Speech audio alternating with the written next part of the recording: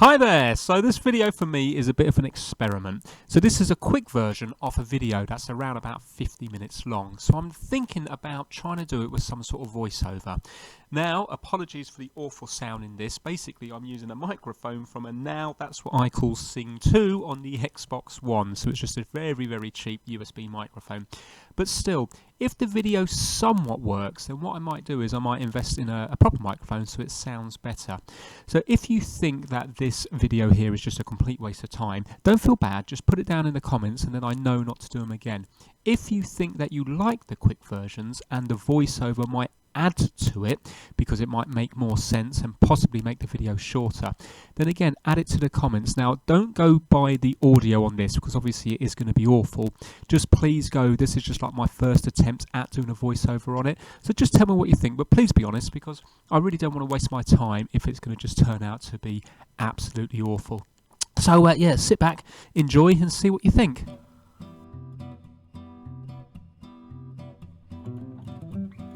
Hi there, my name's Vince from mymatevince.com, and in this video today it is part 4 of Marcel's lot, the big job lot of consoles I got from the Netherlands. So in this one today we're going to be looking at a PlayStation 3 Slim and a PlayStation 3 Fat. Now they both have little stickers on them that both say that they've got no display. So if you have a look, this is one of them and this one is the other. So we're going to start with a PlayStation 3 Slim and let's plug it in and just to verify that there is no display. Right, so here we have it plugged into AV, so that's composite, the yellow, white and red connectors. Now the green light's on, but as you can see on the TV it says no video available. So sure enough there is no display. So now what I'm going to do is I'm going to plug in the controller into it, and with the controller it does actually sync up. So that says to me that the actual console is working alright. It's just for some reason it's not displaying properly. I will have to leave the cable in because the battery is completely flat, but that's understandable because this probably hasn't been used in a long time. So right now I'm going to try HDMI cable because maybe the last customer was using it on HDMI and now we're trying it on AV because possibly when they gave it away they kept the HDMI cable for use on maybe a more modern console or some other piece of equipment.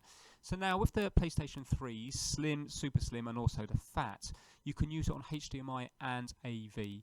So if it was previously working on HDMI, it won't automatically switch to AV. If you use it on AV, it will switch to HDMI, but not the other way round. So let's see now if it's working on HDMI.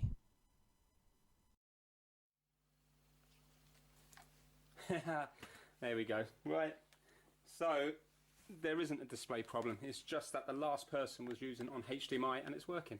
So now if this happens to you and you haven't got a HDMI cable to hand, all you have to do is plug in the AV cable and then hold down the power button on the PlayStation and keep holding it until you get that second beep. So don't just tap it, hold it on for a little bit longer until you get the second beep, and then it will start it in a lower resolution and then you will be able to have the picture working on AV. Let's just plug in a disc and see if the disc is recognised.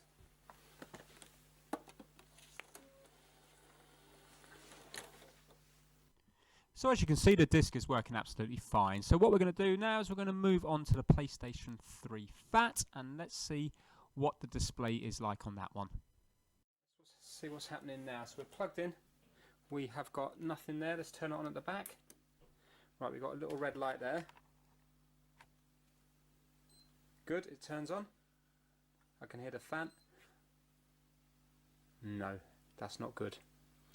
Right, I remember that from one of my other ones, the flashing red light of death, which a lot of people thought was just overheating, but think about it, how could it overheat so quickly? Let's say if it was dried thermal paste or blocked vents. In fact, let's have a look around. Does it look dusty? No, not particularly. No, it wouldn't overheat that quick, would it? So, let's try that again. Can you see it tries to turn on, it goes to the blue light for a second and then it does a quick flash of orange and then goes to flashing red. So watch this. Green, blue, orange, flashing red.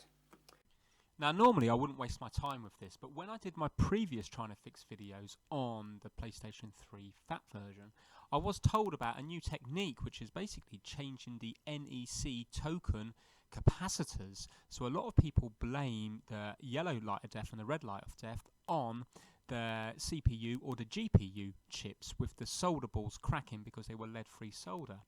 But a lot of comments have been made recently that it's actually the capacitors. So in this video now today, I am actually going to double check these capacitors. But first of all, what I'm going to do is I'm going to take it apart and I'm going to see if it's going to be a faulty power supply or even a hard disk. If it's none of those two things, then I will look into the capacitors.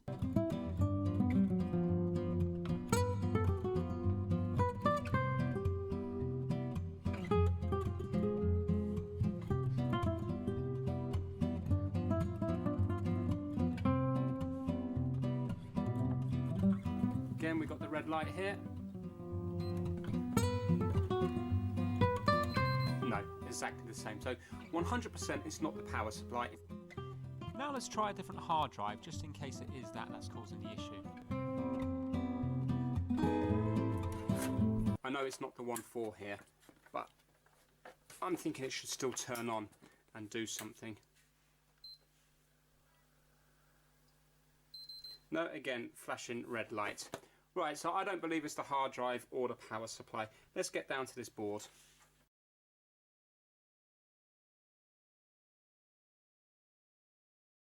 Right, so here are these capacitors. So we've got 1, 2, 3, 4, 5, 6, 7, 8. We've got 8 of them.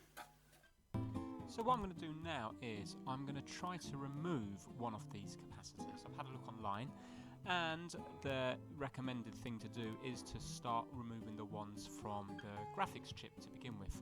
So that is the one that says RSX on it, and then doing one by one. And then, for example, if you do one and it still doesn't start, then move on to the next one. But you have to notice some kind of difference. So you know at the beginning when I turn it on, it's only lasting for not even a second before it turns itself off. Well, after replacing one, you should get a little bit longer. So maybe, for example, like 3 or 4 or 5 seconds, in which case then you know that capacitor's done something. So I've tried testing this and it's not showing anything on my meter. The weird thing is all the pads are shorting to ground completely. So I'm planning to remove this so then I can test the pads underneath. The problem is, on removing this, it was a lot harder than expected. So I thought I could just, like a normal chip, heat it up and remove it.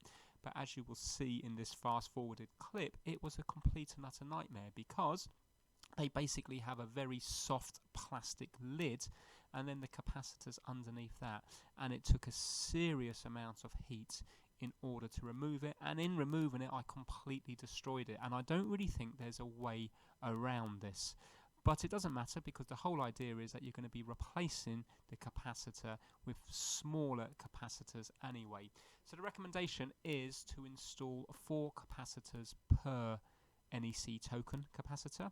I believe these ones are 1200 microfarad, and reading the website that I'll show you in a minute, they recommend that you fit 4 470 microfarad tantalum capacitors in their place.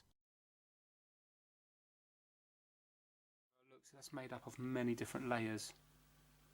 Can you see there all the different layers going across? Yeah, there they all are. Well, I'll be back in a few minutes. I just want to have a look online, see how it's been arranged. Right, so this is the website here, psxplace.com. And that's the rest of it along there. But if you Google it, you'll find it anyway. But if you have a look here, it looks like the top one and the bottom one are positive, and then that one there and that one there. Because remember there was 4 lines. The top and bottom line are positive, and then the other 2 are negative. And you can see how they've arranged the capacitors here at an angle like this. Now they're all talking about using the tantalum capacitors. Now I haven't got any of them. Yes, I can order them up. I'm just wondering what would happen if you were to use electrolytic, because in this little pack here I have got 470 microfarad one. Now it doesn't matter that they're 25 volts. I think the ones on here were supposed to be 6 volts, but that's fine. I'm tempted to just put these in because, you know, obviously I know what's negative and positive on here, just to see what happens, and then if it was possibly even just to maybe turn on just for a few more seconds, then I might know that it is a problem with the capacitors, and then I could order some of these up. I'm really tempted to do that. Okay, brave or stupid, I don't know, but I'm going to go for it.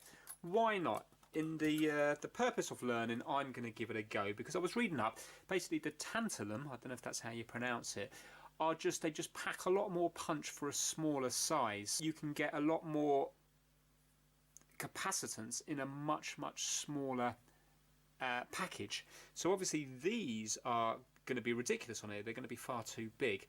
But I just want to put it back together, even without any heat sinks or anything on it, just to see if it's going to last longer than that turning on for not even 1 second. So let's give it a go. So with this one, obviously the line here is the negative side, so we're going to be putting the negative like that there. So I think I'm just going to leave these really long just for the time being, because then it means I can hopefully reuse these again.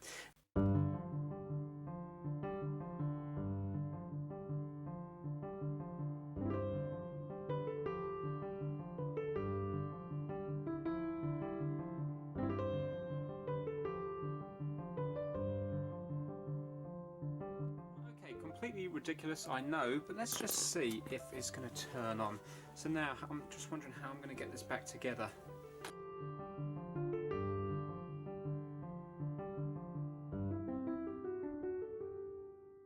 Okay, so if you have a look, I managed to get them into the hole there, and none of them are actually hitting the edges.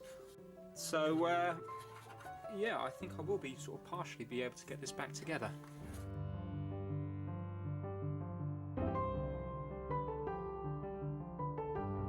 So here we go. Now, I'm not sure if it's going to work by just tapping my finger on it. So let's see. Yes, green light. Still a green light. Unbelievable. It's still a green light. And there's flashing going on down here. I don't know what that's about. What? Oh, wow. Wow. Wow, wow, wow. Let's plug in the HDMI cable into the TV and see if we have any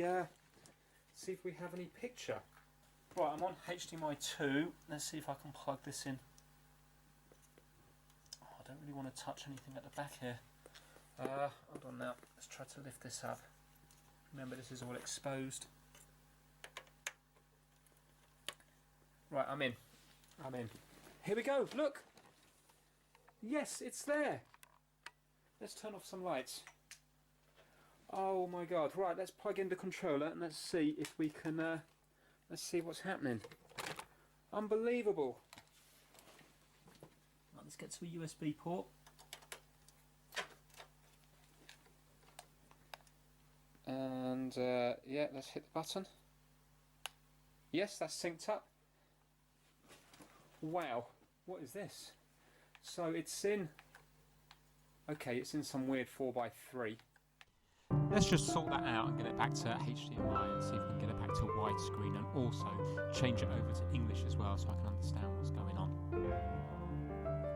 So there you go, look at that there. Let's pop a disc in and see if it's going to read that. So I might as well try this Battlefield Bad Company one. Right, I took it in.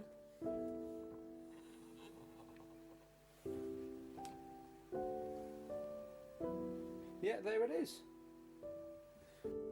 So that is pretty amazing. I wasn't expecting that to work whatsoever. So I suppose if there's 4 capacitors per graphics chip and per CPU, so that's 8 in total, then if a few of them were to drift off, then by me putting in, for example, more than 1200 capacitance in one of them, the microfarad, then possibly it might bring up the one next to it that might also be less than 1200. So I suppose it must be the total capacitance that the chip needs. So maybe you don't need to put 4 times 470 microfarad in each one. So I think what I'm going to do now is, I've shown here in theory that it works. So what I'm going to do is I'm going to order up some tantalum capacitors, and then I'm going to do a revisit on this video, and I think I'm going to change the 2 chips that are that side of the board. And I think I'm going to leave the other 6 to see what happens, because it's kind of pointless changing them all if they're not faulty. Maybe the graphics chips are the ones that wear down the capacitors more for whatever reason. I don't understand why they would, but I know good practice would be to change all 8 of them. But I think in the next video I'll change 2 and we'll see how we go, and then it's always possible to change them again at a later date. So hopefully you enjoyed this video. If you did, please give it a thumbs up. If you want the more in-depth one, then check out the longer version of this video. Thanks so much for watching. Take care. Bye now.